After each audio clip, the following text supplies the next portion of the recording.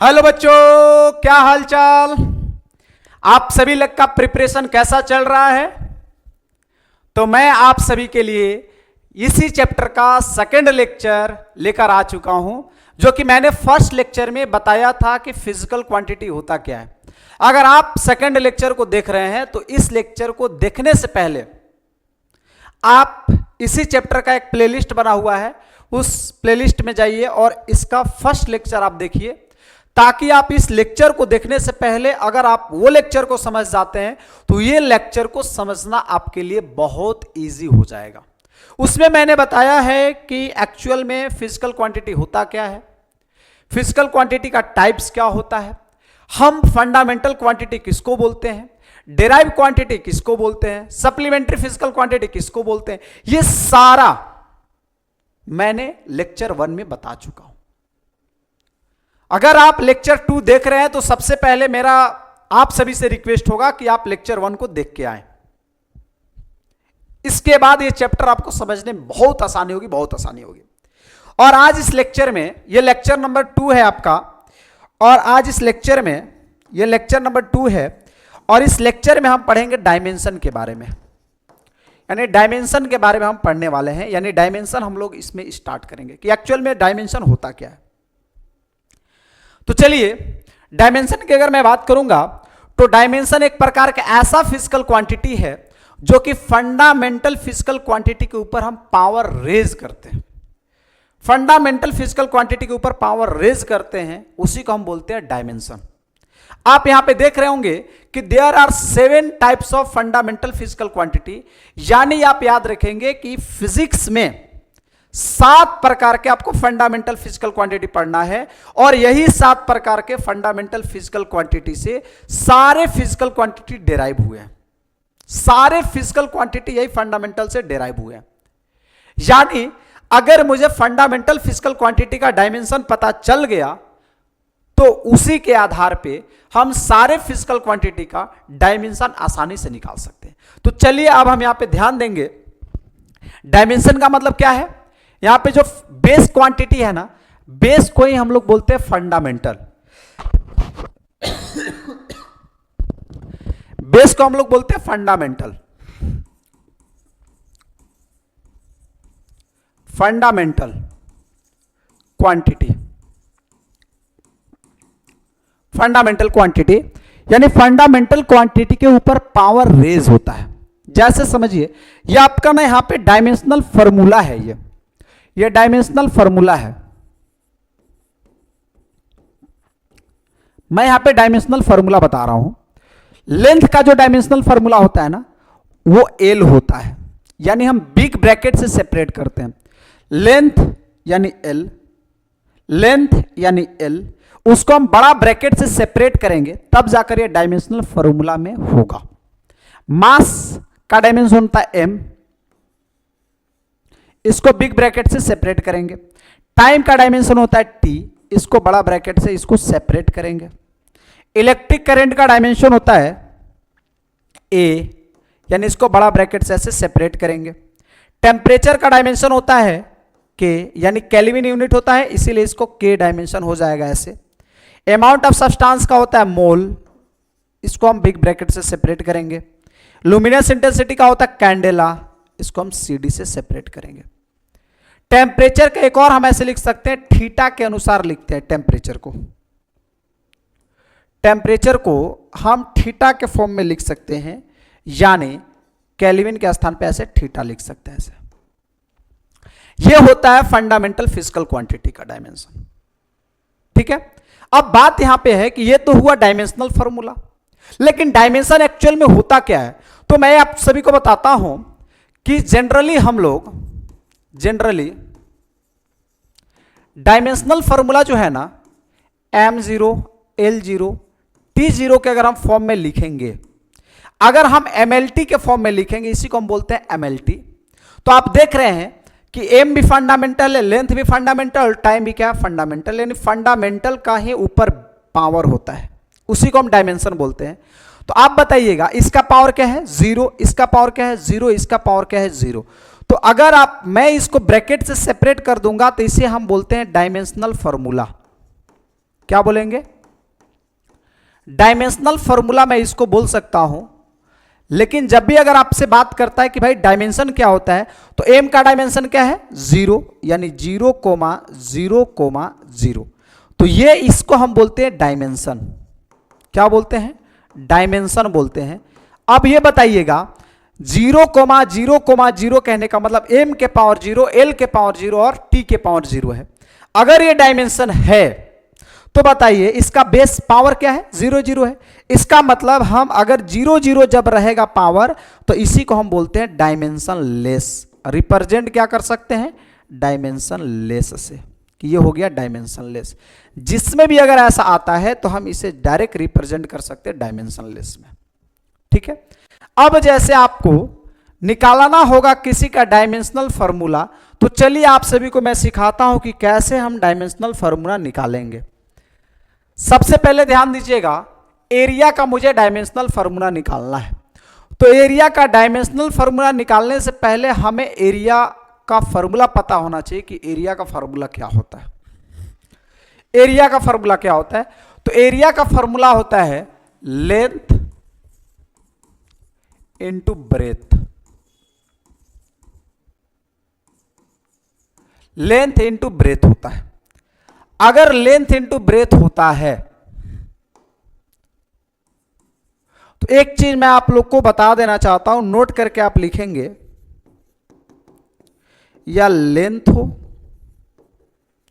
या ब्रेथ हो या फिर डिस्टेंस हो या डिस्प्लेसमेंट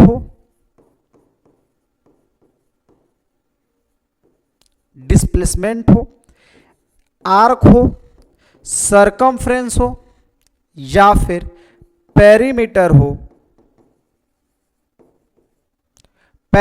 हो, सारे को अगर जब हमें डायमेंशन निकालना होगा तो सबको हम लेंथ में ही कंसीडर करेंगे। लेंथ में ही कंसीडर करेंगे, सबको हम क्या करेंगे? लेंथ में ही कंसीडर करेंगे। ठीक है। या हाइट हो, आपका अगर हाइट भी लिखा रहे या हाइट हो, सबको हम किस में कंसीडर करेंगे? लेंथ में। सबको हम क्या करेंगे? कंसीडर लेंथ में। तो आप ध्यान दीजिएगा, सबसे पहले एरिया का फॉर्मूला क्या होता है? Length into breadth. तो ये भी क्या हो गया? ये आपका हुआ लेंथ, और ये भी हो गया ब्रेथ, भी हो गया लेंथ। ठीक है। तो इसका हम डायमेंशन क्या लिख सकते हैं? ध्यान दीजिए, लेंथ को क्या लिख सकते हैं? कैपिटल एल ब्रैकेट से, फिर ब्रेथ को भी कैपिटल एल ऐसे।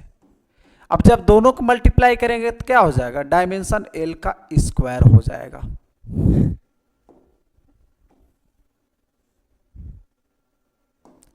यहां की क्या लिख सकता हूं भाई?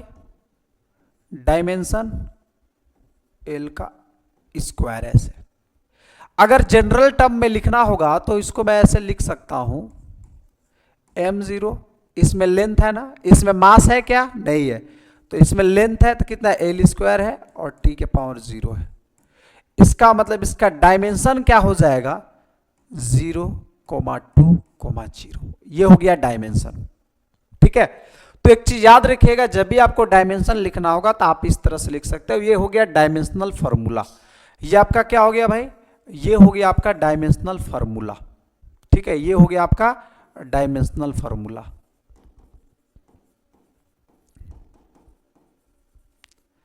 जब भी अगर आपसे पूछा जाएगा डायमेंशनल फॉर्मूला के लिए तो आप इस तरह से आप इसको लिख सकते हैं। और ये हो गया 0,2,0, ये हो गया डायमेंशन। उसी तरह से आता है वॉल्यूम का। तो वॉल्यूम का फॉर्मूला होता है length breadth into height. Length breadth into height.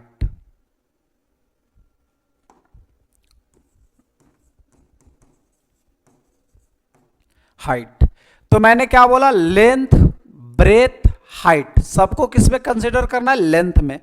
तो आप कै गो लेंथ हुआ? 3। तो यानी इसका कितना हो जाएगा भाई? इसका कितना हो जाएगा?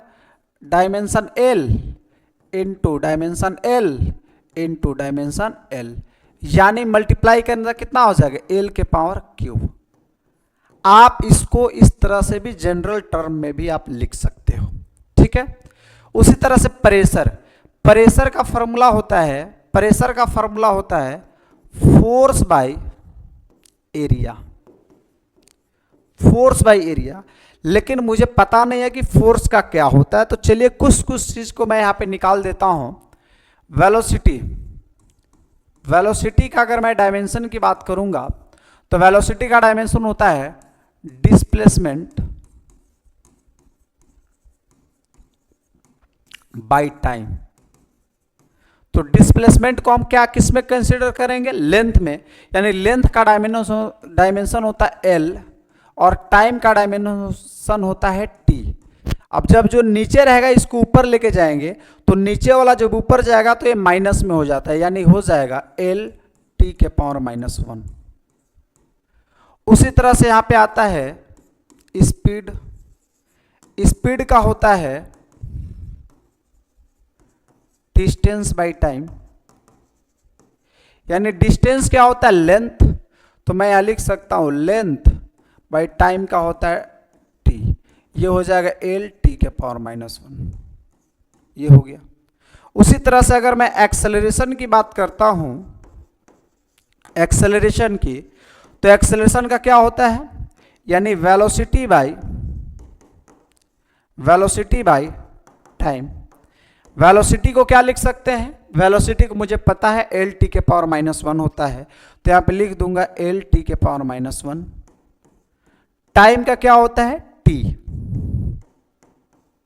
ये टी अगर ऊपर जाएगा तो यहां पे हो जाएगा एल टी के पावर -1 और फिर एक और टी गया तो टी के पावर -1। देखिए इसमें अगर मैं मल्टीप्लाई करूंगा तो इसका बेस और इसका बेस सेम है तो पावर ऐड हो जाता है ना, यस। तो मैं यहां क्या लिख सकता हूं एल टी के पावर -2, याद रखेंगे एल टी के पावर -2। उसी तरह से अगर मैं फोर्स की अगर मैं बात करता हूं तो फोर्स का क्या होता है, यानी mass into acceleration, mass into acceleration. आप अगर जिसका आप डायमेंशन निकाल रहे हैं ना उसका फॉर्मूला आपको याद होना बहुत जरूरी है। तो मास का क्या होता है डायमेंशन, एम होता है। एक्सेलरेशन का मैं डायमेंशन निकाला एल टी के पावर -2, ये रखा। मल्टीप्लाई में अगर करूंगा तो यहां लिखूंगा एम एल टी के पावर -2, इस तरह से, ठीक है। तो ये होता है, इस तरह से हम डायमेंशन को निकाल सकते हैं। अगर आपको ये सारा चीज पता है तो आप आसानी से निकाल सकते हैं, यानी फॉर्मूला पता होना चाहिए आप जिसका निकाल रहे हो, ठीक है। ध्यान देंगे अब इसमें क्या था, फोर्स बाय एरिया। तो फोर्स का भी जस्ट डायमेंशन क्या देखे, एम एल टी के पावर -2 और एरिया का होता है एल का स्क्वायर। अभी जस्ट यहां पे देखे एल स्क्वायर, अगर ये ऊपर जाएगा तब माइनस में हो जाएगा तो यहां पे आ जाएगा एम एल। अगर माइनस में होगा इसका +1 है तो एल के पावर -2 और ये हो गया +1, बेस दोनों सेम है, जुटेगा तो क्या हो जाएगा -1, यानी -1 और टी के पावर -2, ये हो गया प्रेशर का डायमेंशन। उसी तरह से अगर वर्क की बात करेंगे तो वर्क का फॉर्मूला होता है force into displacement, force into displacement, यानी डॉट प्रोडक्ट होता है, याद रखना डॉट प्रोडक्ट होता है यहाँ पे। तो फोर्स इनटू डिस्प्लेसमेंट, अभी जस्ट आप सभी को पता है कि मैं डिस्प्लेसमेंट को क्या लिख सकता हूं, लेंथ। फोर्स का डायमेंशन क्या हुआ भाई, एम एल टी के पावर -2, एम एल टी के पावर -2। डिस्प्लेसमेंट का होता है एल, तो यहाँ पे अगर मल्टीप्लाई करेंगे तो आपका हो जाएगा एम एल स्क्वायर टी के पावर -2, ये हो गया। ये आपका डायमेंशन हो जाता है, ये वर्क का डायमेंशन हो गया। इस तरह से हम इसको लिख सकते हैं। उसी तरह से अगर आपसे एनर्जी की बात करता है तो एनर्जी का डायमेंशन होता है एम एल स्क्वायर टी के पावर -2, ठीक है। अब आप ध्यान दीजिएगा इसका क्या होता है, पावर का होता है वर्क बाय टाइम। आप ये डायमेंशन आप आगे निकाल सकते हैं। टॉर्क का फॉर्मूला होता है force into perpendicular distance. Impulse का होता है force into time. Force into time, या फिर हम बोलते हैं इम्पल्स का मतलब होता है चेंज इन मोमेंटम। अगर आप मोमेंटम का निकाल सकते हैं, मोमेंटम का फॉर्मूला क्या होता है, मास इनटू वेलोसिटी mv होता है। उसी तरह से एंगुलर मोमेंटम का mv r दिया हुआ है। यानी आप क्या करेंगे कि ये सारा का फॉर्मूला आप अपने से निकालेंगे, ठीक है। उसके बाद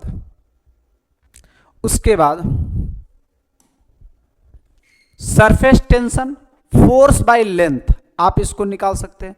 कोफिशिएंट ऑफ इलास्टिसिटी यानी लिखा हुआ स्ट्रेस बाय स्ट्रेन। मैं एक चीज यहां पे बता देता हूं, स्ट्रेन जो होता है ना, स्ट्रेन जो होता है ना, वो होता है change in length bye original length. आप देख रहे हैं कि ऊपर भी लेंथ है, नीचे भी लेंथ है। इसका मतलब इसका यूनिट नहीं होता है, अगर यूनिट नहीं है तो इसका डायमेंशन भी नहीं होगा। तो याद रखिएगा, स्ट्रेन का कोई डायमेंशन नहीं होता, नो डायमेंशन। इसका डायमेंशन होता है m0 l0 t0, यानी स्ट्रेन जो होता है वो डायमेंशन लेस होता है।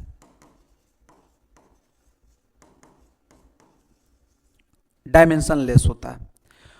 और स्ट्रेस का फॉर्मूला होता है, ध्यान दीजिए, स्ट्रेस का फॉर्मूला होता है फोर्स बाय एरिया।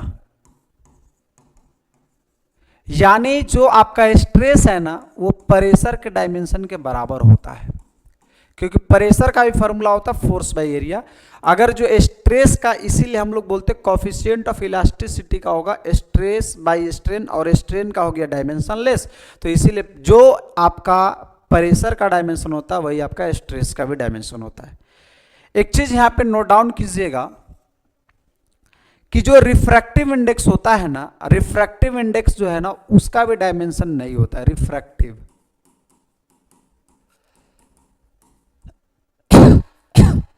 इंडेक्स का पास भी नो यूनिट, इसके पास भी कोई यूनिट नहीं, और नो डायमेंशन, इसके पास भी कोई डायमेंशन नहीं होता है, ठीक है। और जितने भी कांस्टेंट है, कांस्टेंट मतलब न्यूमेरिकल वैल्यू,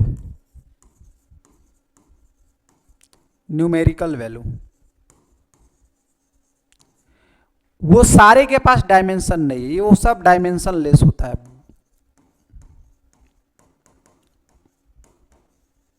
डायमेंशन लेस है। लेकिन याद रखिएगा कि डायमेंशन, कुछ इंपॉर्टेंट पॉइंट मैं बता देता हूं कि dimensional formula is not unique. अभी जस्ट मैंने बताया कि जो प्रेशर का डायमेंशन होता है वही स्ट्रेस का डायमेंशन होता है। इसका मतलब जो प्रेशर का वही आपका स्ट्रेस का, जो आपका मोमेंटम का डायमेंशन होगा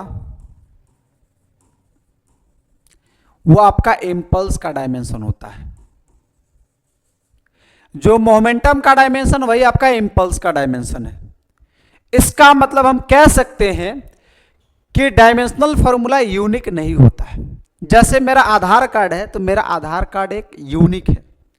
अगर मेरा आधार कार्ड में जो नंबर लिखा होगा किसी दूसरे पर्सन के आधार कार्ड में वो नंबर नहीं लिखा होगा, यानी आधार कार्ड मेरा एक यूनिक नंबर है। लेकिन डायमेंशनल फॉर्मूला एक यूनिक डायमेंशनल फॉर्मूला नहीं होता है, ठीक है। इस पॉइंट को याद रखिएगा। मैंने क्या बताया कि कांस्टेंट में हैव डायमेंशनल फॉर्मूला, यानी अभी मैंने पीछे बताया था कि कांस्टेंट जितने भी होते हैं वो न्यूमेरिकल वैल्यू वाला कांस्टेंट डायमेंशनल लेस होता है। न्यूमेरिकल वैल्यू मतलब 2, 4, 10, 15, 20 ये सब क्या होता है, डायमेंशनल लेस वैल्यू होता है। लेकिन कुछ कांस्टेंट वैल्यू डायमेंशनल फॉर्मूला होता है, जैसे ग्रेविटेशनल कांस्टेंट, एच का प्लांक कांस्टेंट, एन का मतलब होता है coefficient of viscosity, R Y यानी रेडबर्ग कांस्टेंट, गैस कांस्टेंट और बोल्ट्जमैन कांस्टेंट। यानी gravitational constant, Planck constant, coefficient of viscosity, Rydberg constant और गैस कांस्टेंट और केवी। यानी हम लोग इसको ना कोफिशिएंट ऑफ विस्कोसिटी को ऐसे दिखाते हैं, इसको हम बोलते हैं ईटा, ठीक है। यानी ये आपका, ये सबका डायमेंशन होता है। ये सबका क्या होता है भाई, ये सब का डायमेंशन होता है। एक चीज याद रखिएगा, ये सब का डायमेंशन होता है।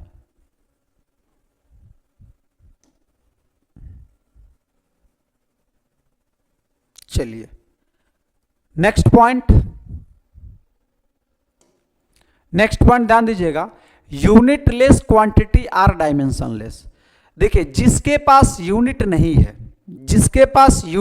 है, वो डायमेंशन लेस है। अब कहोगे कि कौन सा एग्जाम्पल की अगर मैं बात करूंगा जो यूनिट लेस है, आपका हो गया आपका स्ट्रेन, ठीक है, स्ट्रेन हो गया।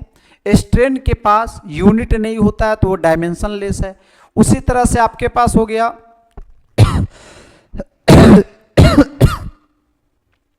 रिफ्रैक्टिव इंडेक्स,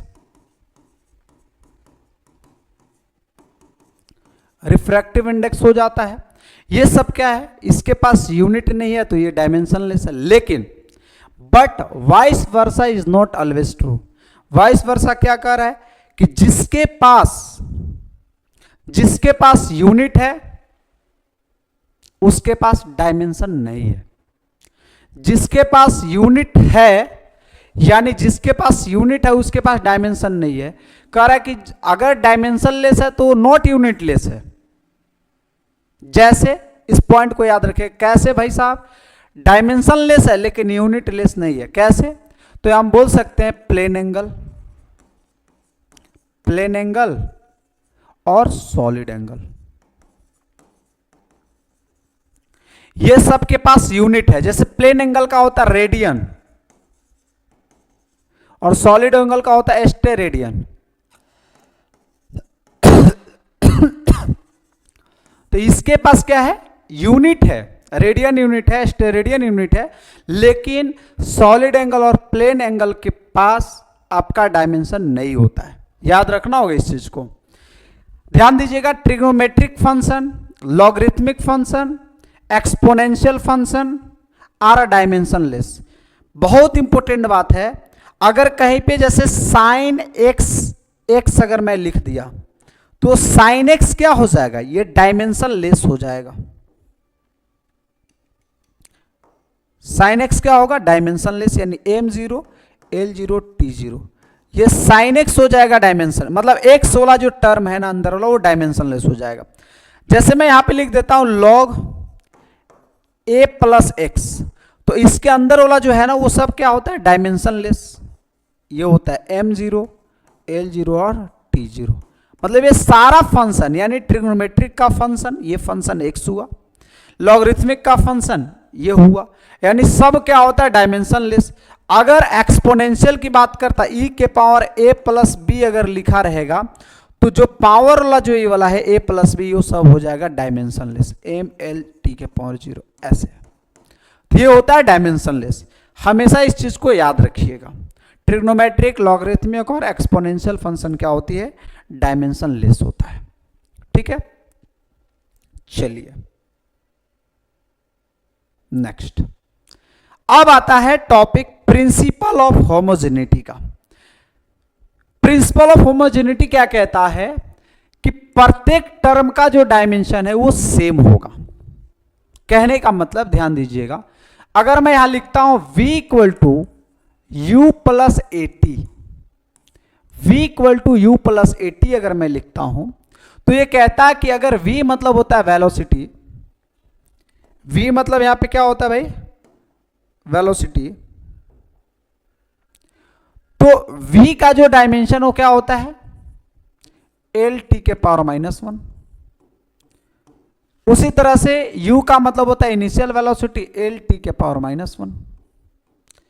उसी तरह से होता है एटी मतलब एक्सेलरेशन इनटू टाइम, एक्सेलरेशन का होता है एल टी के पावर -2, और यहां पे हो जाएगा टाइम से मल्टीप्लाई कर देंगे तो इसका भी डायमेंशन हो जाएगा एल टी के पावर -1। तो आप एक चीज ध्यान दीजिएगा कि इस टर्म का डायमेंशन एल टी के पावर -1, ये टर्म का डायमेंशन एल टी के पावर -1, एटी का डायमेंशन एल टी के पावर -1। मतलब प्रिंसिपल ऑफ होमोजेनिटी यही कहता है कि अगर आपके पास कोई इक्वेशन है, अगर वो इक्वेशन है तो प्रत्येक इक्वेशन का प्रत्येक टर्म का डायमेंशन क्या होता है, बराबर होता है, सेम होता है। अगर कोई आपका इक्वेशन है, फिजिकल इक्वेशन है, तो प्रत्येक टर्म का डायमेंशन क्या होगा, सेम होगा। अब कह रहा है कि we can add and subtract same physical quantity.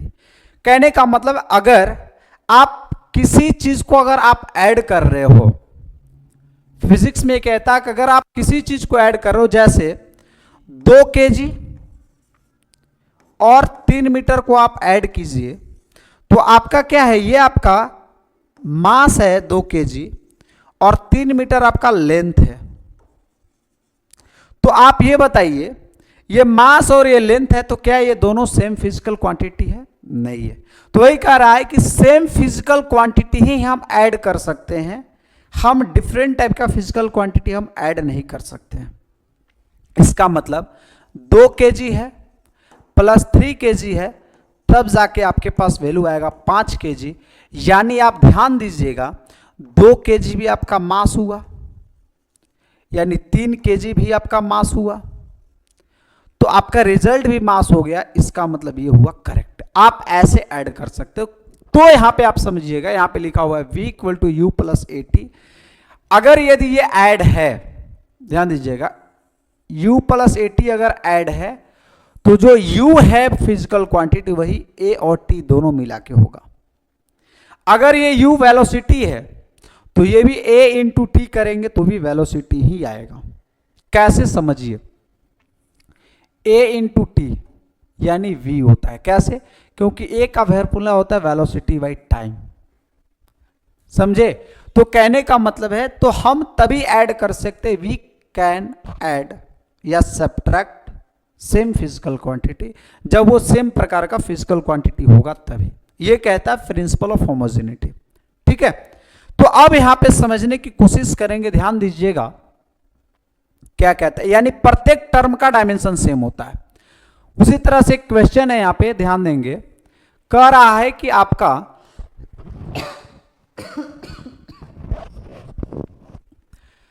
कि x equal to 80 plus b t square, where x is distance travel by the body in kilometer, while t is the time in second, then the unit of b is, यानी b का unit मुझे पता करना कि b का unit क्या होगा। तो सबसे पहले हम उसका डायमेंशन निकाल के देखते हैं, क्योंकि प्रिंसिपल ऑफ होमोजेनिटी क्या कहता है कि अगर यदि ऐड है तो कहने का मतलब, जैसे यहां पे x इक्वल टू क्या लिखा हुआ है, 80 प्लस बी टी का स्क्वायर लिखा हुआ है। आप देख रहे हैं कि क्या बोला है कि अगर ये ऐड है तो ये फिजिकल क्वांटिटी और ये फिजिकल क्वांटिटी दोनों सेम होगा। और यहां पे बोल रहा है b का फिजिकल क्वांटिटी का निकालने के लिए, यानी यूनिट। x आपका बोल रहा है यहां पे डिस्टेंस, तो अगर इसका जो डायमेंशन होगा वही डायमेंशन इसका होगा, वही डायमेंशन इसका होगा, और डायमेंशन से हम जाकर इसका यूनिट निकाल सकते हैं। तो लिखेंगे यहां पे कि dimension of x is equal to इसका डायमेंशन ऑफ बी टी का स्क्वायर। x का मतलब डिस्टेंस है और डिस्टेंस का मतलब होता है लेंथ, तो हम इसको लिख सकते हैं l।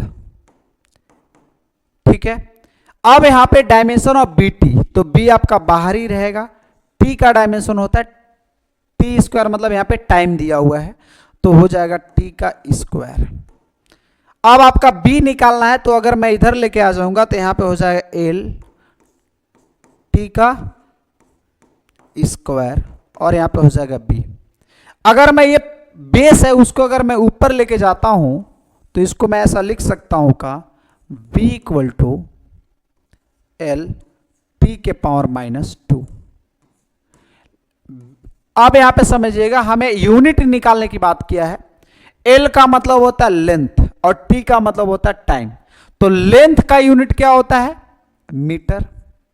टाइम का क्या होता है, सेकेंड, यानी सेकेंड का स्क्वायर।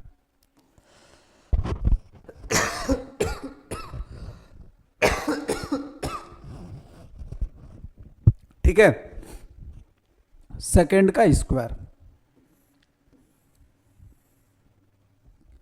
अगर मुझे, आप देखिए कि क्या ये मीटर पर सेकेंड स्क्वायर दिया है, कहीं नहीं दिया, इसका किलोमीटर में दिया हुआ है।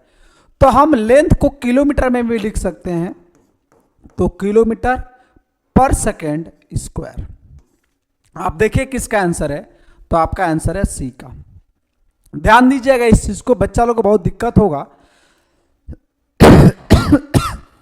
अगर ये माइनस लिखा, माइनस को अगर हटाएंगे तो ये बटा में हो जाता है, इसीलिए हम ऐसे भी लिख सकते हैं पर सेकंड के हिसाब से। इसको हम बटा को हम ऐसे लिख सकते हैं, इसलिए पर सेकंड स्क्वायर हो गया।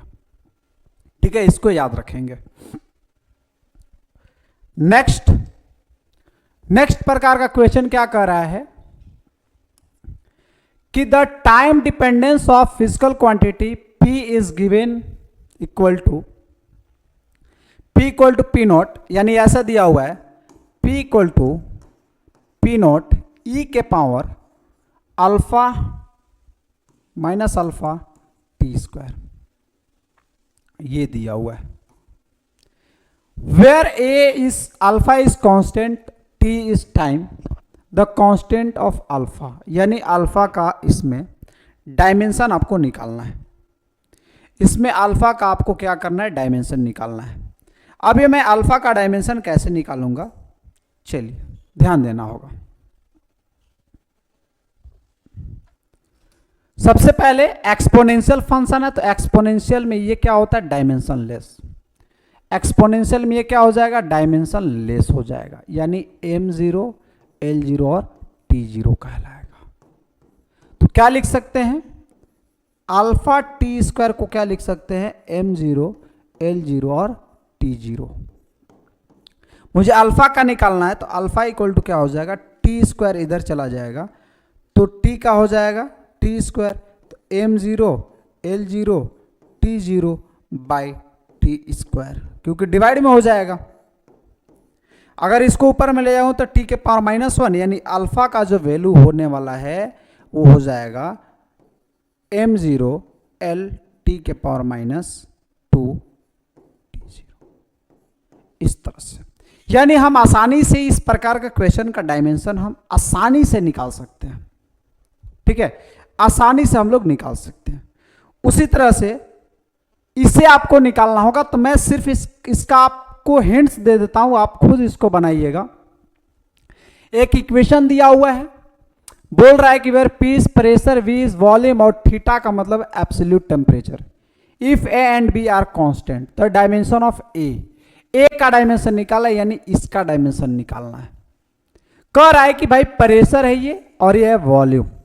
इसका मतलब जो प्रेशर का डायमेंशन होगा, क्योंकि ऐड किया हुआ है, जो प्रेशर का डायमेंशन होगा यही इसका डायमेंशन टोटल का, यानी अल्फा बाई वी स्क्वायर का डायमेंशन होगा। उसी तरह से वी स्क्वायर यानी वॉल्यूम है और प्रेशर का रखेंगे, और उसके बाद आप ए का डायमेंशन निकाल सकते हैं। ये आप खुद से बना कर लाएंगे। उसी प्रकार से इस प्रकार का क्वेश्चन भी आप बनाएंगे। यहां पे क्या हो जाएगा, ये डायमेंशन लेस हो जाएगा, m0 L0 T0, omega T भी क्या हो जाएगा, डायमेंशन लेस, और kx भी हो जाएगा डायमेंशन लेस, और उसके बाद आराम से k का आप डायमेंशन निकाल सकते हैं।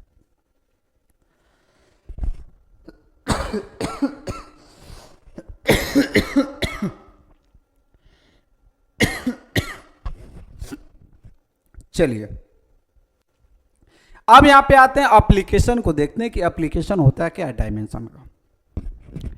डायमेंशन का एप्लीकेशन होता है conversion of unit, checking the dimensional correctness of an equation, establish the relation between physical quantity. यहां क्या बोल रहा है, कन्वर्जन ऑफ यूनिट। अगर मैं कन्वर्जन ऑफ यूनिट की बात करूंगा, पहला application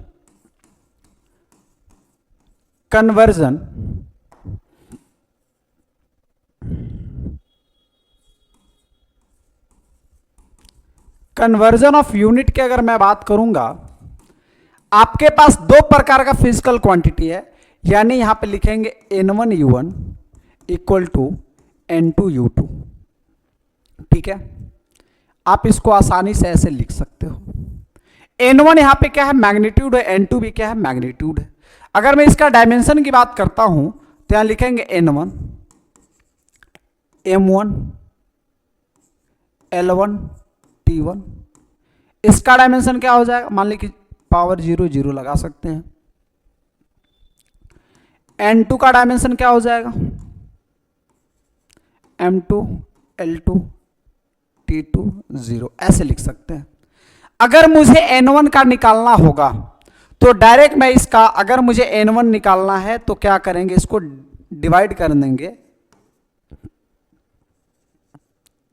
M L2 T2, power 0 base 0 है, पावर इसका क्या है 0 है, तो यहाँ हो जाएगा M1 L1 0 और T1 0। ठीक है, ऐसे उस तब जाकर हम यहाँ पे N1 का निकाल सकते हैं। अब आप सभी लोग बोले कि सर हम ऐसा क्यों कर रहे हैं, ऐसा इसीलिए कर रहे हैं, डायमेंशन निकाल हम इसलिए रहे ताकि मुझे पता चलेगा कि ये सब सेम फिजिकल क्वांटिटी है, यानी इसका यूनिट को हम आसानी से कट कर सकते हैं। जैसे एक क्वेश्चन हम इसे सोल्व करके देखेंगे, convert force of 1 newton into dyne. Dyne यानी कह रहा है कि 1 न्यूटन को आपको डाइन में कन्वर्ट करना, 1 डाइन में। 1 न्यूटन यानी क्या होता है, ध्यान दीजिएगा, केजी मीटर पर सेकेंड स्क्वायर। न्यूटन को हम बोलते हैं ये यूनिट होता है। और डाइन क्या है, न्यूटन का ही स्मॉल यूनिट है डाइन, यानी सीजीएस यूनिट है डाइन। और ये आपका एमकेएस यूनिट है न्यूटन, यानी एसआई यूनिट है वो सीजीएस यूनिट है। तो मैं इसको क्या लिख सकता हूं, 1, यानी मुझे यहां पे पता करना है कि कितना होगा, व्हाट डाइन, कितना डाइन होगा, यहां पे कितना वैल्यू होगा, ये पता करना है। इसका मतलब हमारे पास डाइन का मतलब होता है केजी है ना, तो इसका सीजीएस क्या हो जाएगा, ग्राम सेंटीमीटर पर सेकंड स्क्वायर, ये हुआ सीजीएस।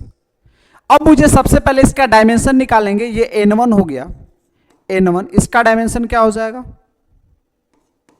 M1, इसका भी पावर 1, L1 1 और T1 -2, इसका डायमेंशन ही हो जाएगा। इसका डायमेंशन निकालेंगे M1 L1 T के पावर -2। उसी तरह से इसका भी डायमेंशन क्या हो जाएगा, यानी N2, ये लिखेंगे हम लोग N2 डायरेक्टली। फिर यहां पे इसका डायमेंशन हो जाएगा M1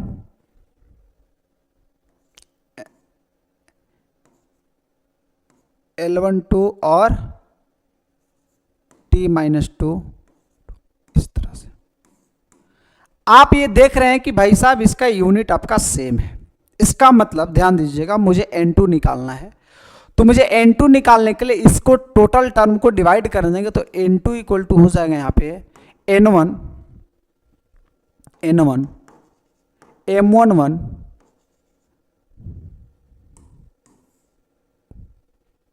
N1 M1 के पावर 1 L1 T के पावर -2, ऐसे लिख सकता हूं।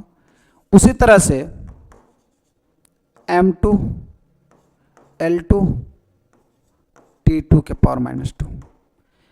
अब ध्यान देना होगा कि मुझे क्या काम करना है कि इसको कन्वर्ट करके इसमें लेके आने, यानी हमें पता चल गया कि इसका यूनिट सेम होगा, यानी M1 L1 को सबको क्या करेंगे, केजी है ना, तो उसको ग्राम में कन्वर्ट करके लाएंगे। क्या में कन्वर्ट करके लाएंगे, ग्राम में। तो यहां पे लिखेंगे कि जो N2 हो जाएगा, केजी को क्या में, ग्राम में। तो बताइए 1 केजी बराबर कितना ग्राम, 1000 ग्राम, 1000 ग्राम। उसी तरह से फिर क्या है भाई, बस हम डायमेंशन इसलिए देखें ताकि सबका डायमेंशन सेम होगा, यानी यूनिट भी सेम होगा। और मुझे इसको इसमें कन्वर्ट करना है, मीटर को सेंटीमीटर में, तो कितना होता है भाई, यानी 100 सेंटीमीटर होता है 1 मीटर बराबर। और टाइम दोनों का दिया हुआ है सेकेंड सेकेंड, तो सेकेंड सेकेंड काट सकते हैं दोनों यूनिट, ये क्योंकि ये भी s के पावर -2 है फिर नीचे क्या लिखा हुआ है, gram into centimetre into S के पावर -2। आप देखिए ग्राम ग्राम कैंसल आउट, और n1 का वैल्यू कितना दिया हुआ है, n1 का वैल्यू दिया हुआ है यहां पे 1। n1 का वैल्यू कितना दिया हुआ है 1, क्योंकि एक डाइन बोला है, इनटू क्या करेंगे 1। तो आपका सेंटीमीटर सेंटीमीटर कैंसल आउट हो गया, सेकेंड स्क्वायर कैंसल आउट हो गया, तो n2 का वैल्यू कितना हो जाएगा 10 के पावर 5 डाइन हो जाएगा। यानी आप ऐसे निकाल सकते हैं, उसी तरह से आप आसानी से इसको निकाल सकते हैं।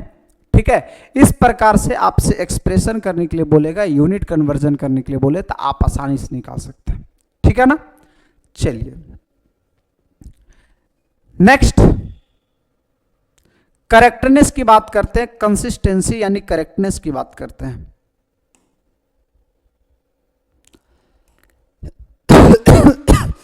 Checking dimensional correctness of the an equation, यानी करेक्टनेस ऑफ एन इक्वेशन हमें यह देखना है, हमें यह देखना है।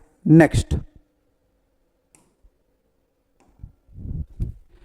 करेक्टनेस, सेकेंड एप्लीकेशन क्या है,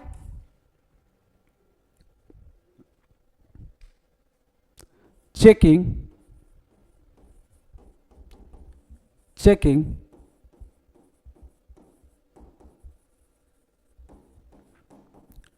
equation.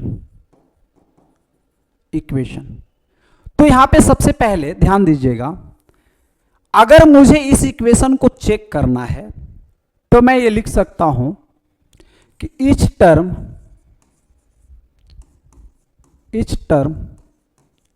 Of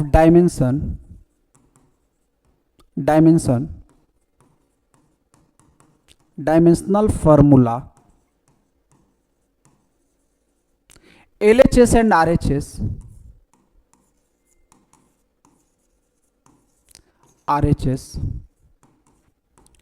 is same.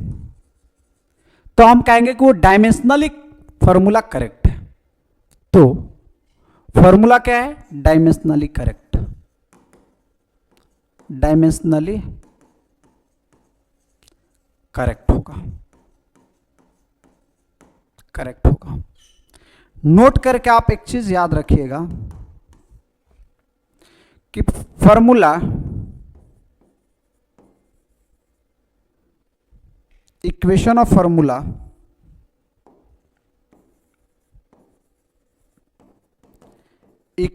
Formula dimensionally correct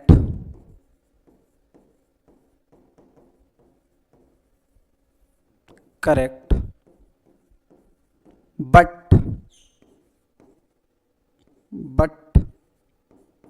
mathematically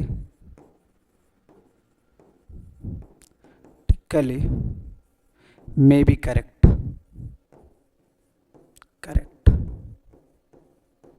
कह रहा है कि जो फॉर्मूला डायमेंशनली करेक्ट है यह भी जरूरी नहीं है कि वो मैथमेटिकली करेक्ट ही होगा। जैसे आपको मैं यहां पे समझा देता हूं, ध्यान दीजिएगा। जैसे एक क्वेश्चन है, ठीक है, इससे पहले ये क्वेश्चन की मैं बात करता हूं, ये डायमेंशनली करेक्ट है या नहीं है, इस चीज को आपको जांच करना है। v होता है वेलोसिटी, u होता है वेलोसिटी, और a होता है एक्सेलरेशन, और s होता है डिस्टेंस। v का डायमेंशन होता है l t के पावर -2, और इसका हो गया स्क्वायर। फिर इसका भी डायमेंशन हो जाएगा एल टी के पावर -2, और इसका हो जाएगा होल स्क्वायर। उसी तरह से 2 का डायमेंशन नहीं होता है, ए का डायमेंशन हो जाएगा एल टी के पावर -2, और डिस्टेंस का जो डायमेंशन होता है यानी एस स्क्वायर का जो डायमेंशन होता है, एस का क्या हो जाएगा, एस मतलब होता है डिस्टेंस। ठीक है, तो इसका क्या हो जाएगा एल का स्क्वायर। तो आप ध्यान दीजिएगा, इसका डायमेंशन हो जाएगा एल स्क्वायर टी के पावर -4, यहां पे हो जाएगा एल स्क्वायर टी के पावर -4, इसका हो जाएगा एल के पावर 4 और टी के पावर -2। आप बताइए क्या ये डायमेंशन सब सेम है, यस या no?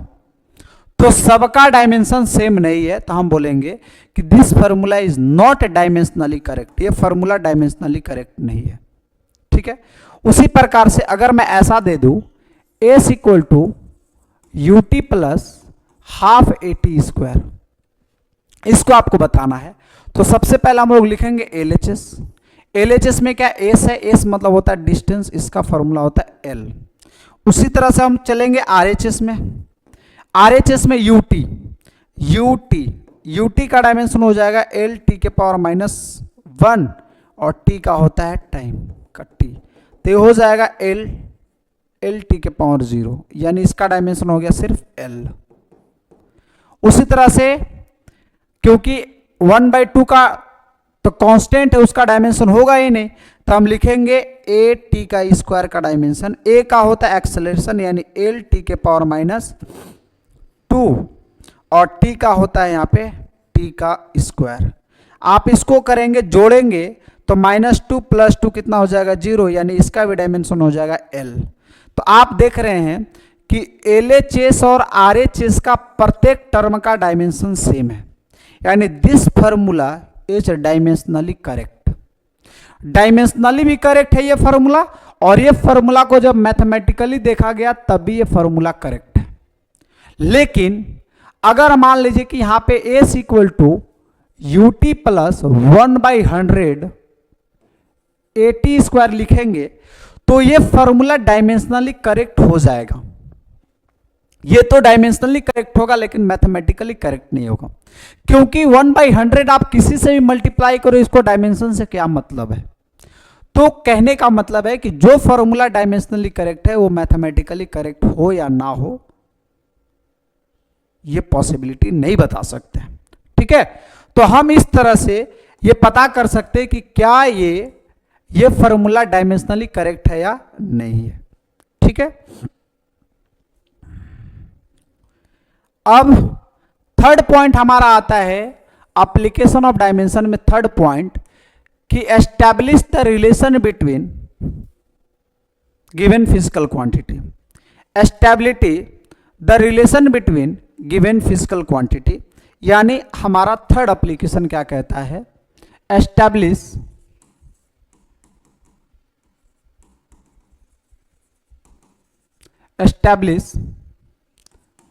the relation between given physical quantity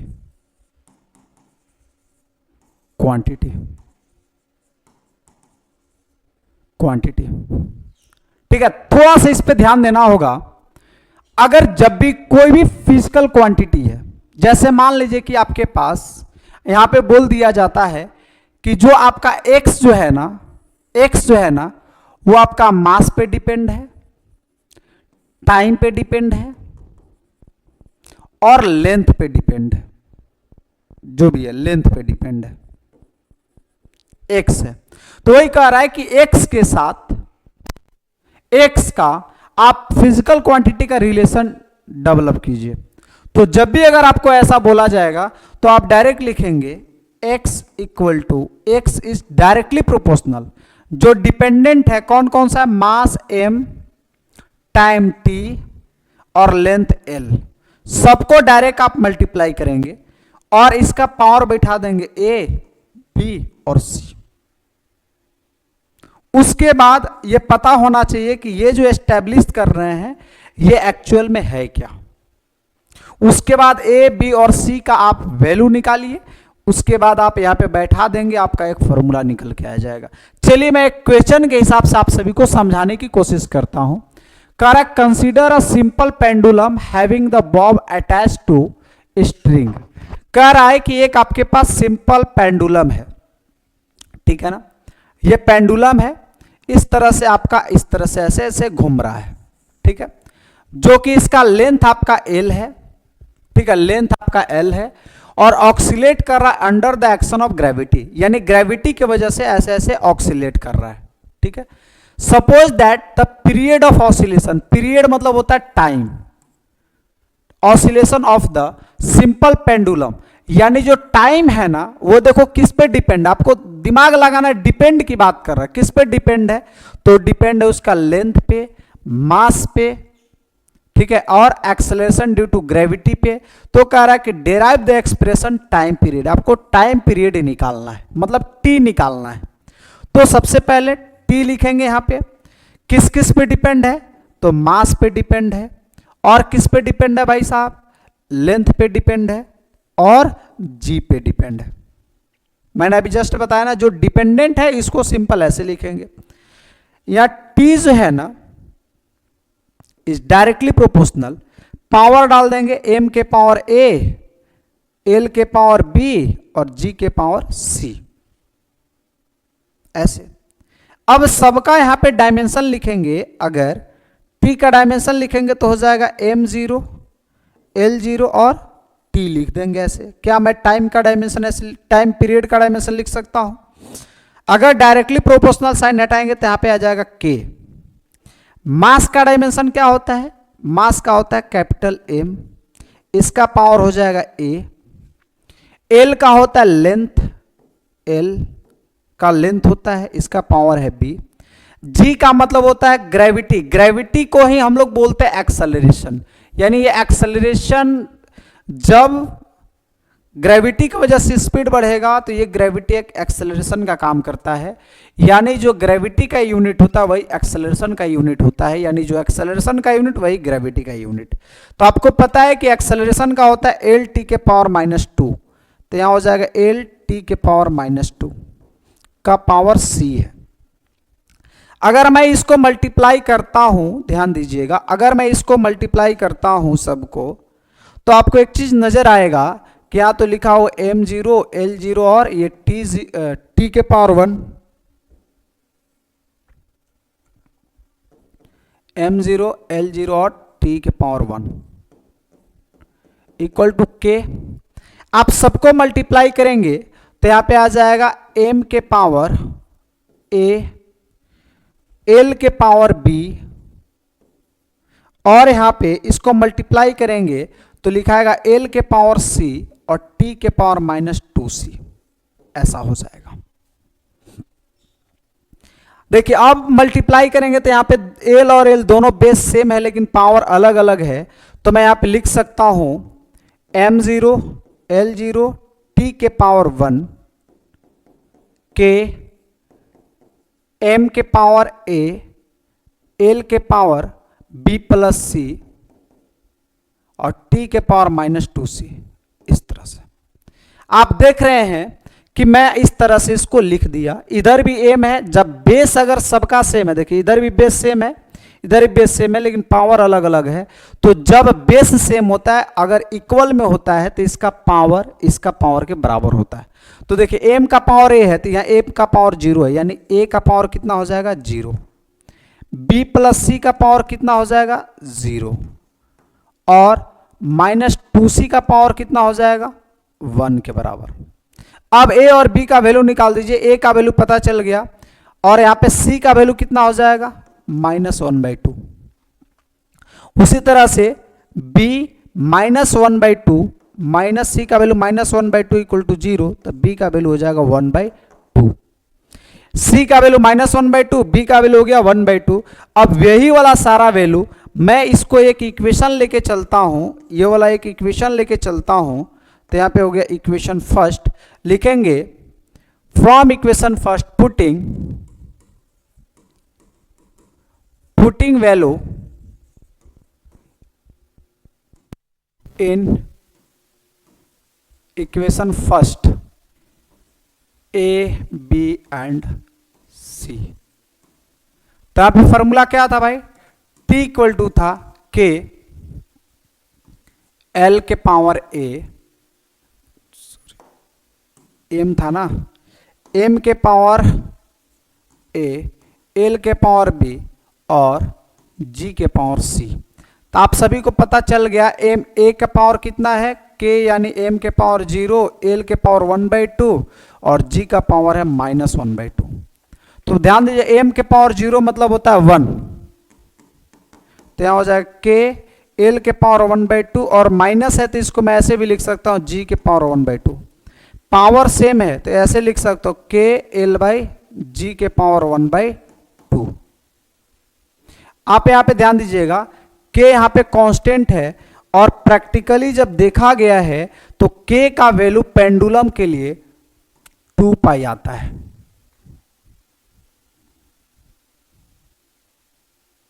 कितना आता है? 2 पाई आता है। तो यहां पे कितना हो जाएगा कि 2 pi root under L by G. 1/2 का मतलब होता है रूट अंडर, यानी ये हो गया टाइम पीरियड का फॉर्मूला। जब भी अगर आपका इस तरह से डिपेंडेंट दिया रहेगा तो आप आसानी से निकाल सकते हैं। ठीक है, आपके लिए बहुत इजी हो जाएगा। उसी के बाद आगे हम स्टार्ट करते हैं लिमिटेशन ऑफ डायमेंशन एनालिसिस।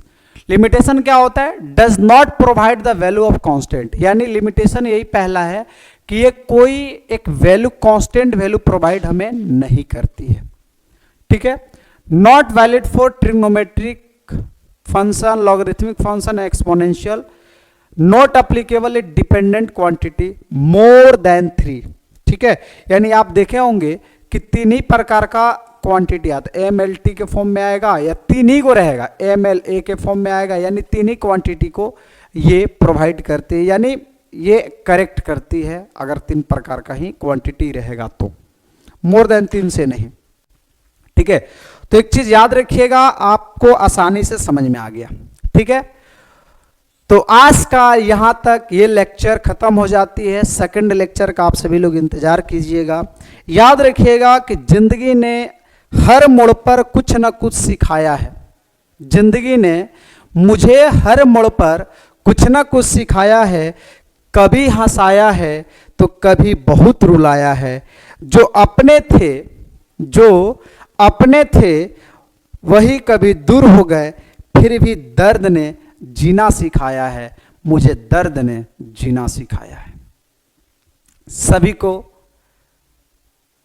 इस माध्यम से कहना चाहता हूं कि आप जिंदगी को अगर सीरियस लेके चल रहे हो तो एकदम कंटिन्यूअस पढ़ते जाओ, क्योंकि आने वाला समय आपका स्किल ही नजर आएगा, जॉब नहीं रहेगा। तो मैं आप सभी से रिक्वेस्ट करता हूं। ठीक है, आज का क्लास हम लोग का इतना ही पे समाप्त होती है। फिर हम लोग नेक्स्ट लेक्चर लेके आएंगे और उस लेक्चर में हम लोग धमाल मचाएंगे। ठीक है, फिर मिलते हैं नेक्स्ट क्लास में।